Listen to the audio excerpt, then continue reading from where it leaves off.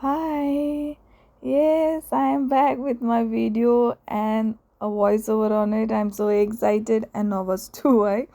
किनकि यो गर्ने बानी हराइसकेको थियो बोल्नलाई अब फेरि बोल्न ट्राई गर्दैछु नि त अनि so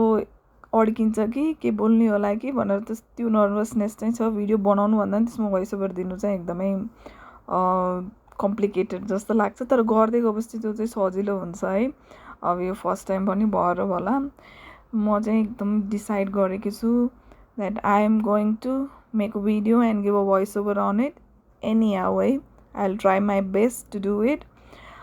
And yes, this is the morning view from my room. बिहान उठेर पानी सानी खाने बाहिर उभिने यसो यो